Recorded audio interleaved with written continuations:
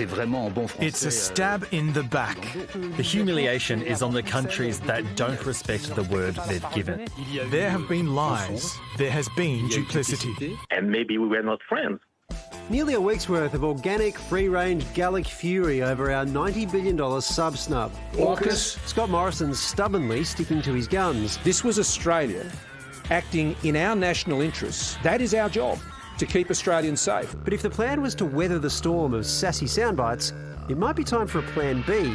France has recalled its ambassadors and is trying to put a prospective EU free trade agreement on ice. We want to know what happened and why. You first of all clarify that before you keep on going with business as usual. Overnight, the European Council President gave the PM a gentle Belgian ear-bashing. As you know, for us, transparency and loyalty are fundamental principles in order to build strong partnerships and strong alliances.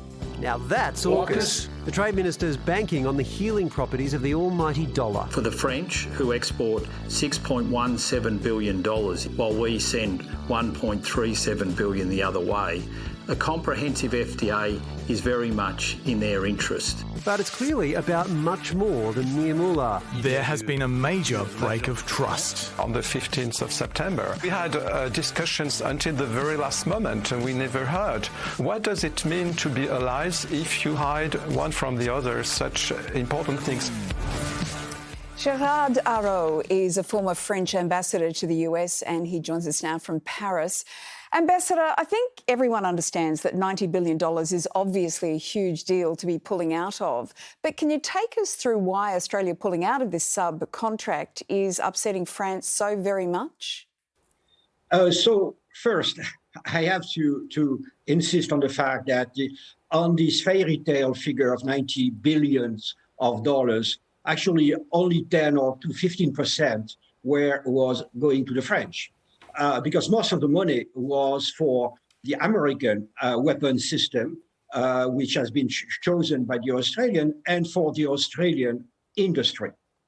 To answer your question, first is astonishment, because I can tell you that on the 15th of September, the very day of the denunciation of the deal, the Ministry of Defence of Australia had sent a letter to Paris to say they were satisfied by the program and that we could go to the next stage.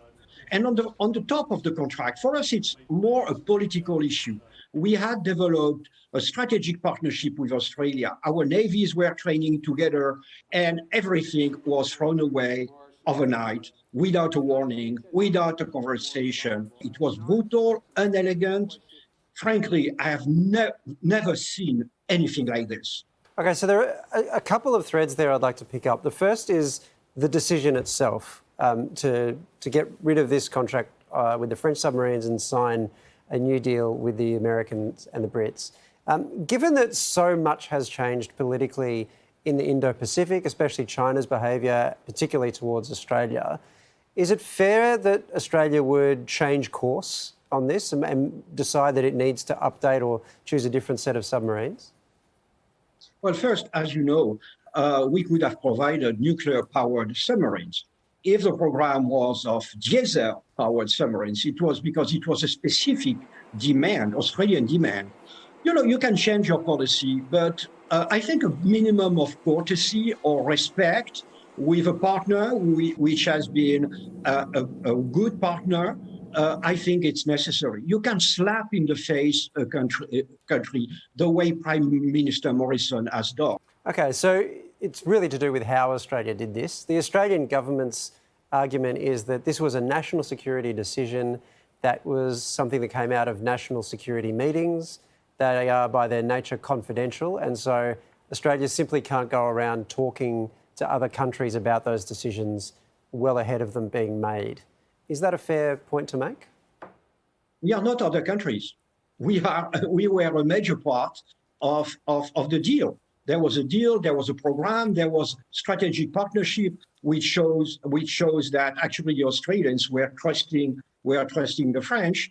And we discovered that allies, and our closest allies, the Americans, have been plotting in our back if you allow me, to screw us. If we turn our attention to trade negotiations, though, is this reaction in some way France trying to leverage this issue to gain an advantage in those negotiations?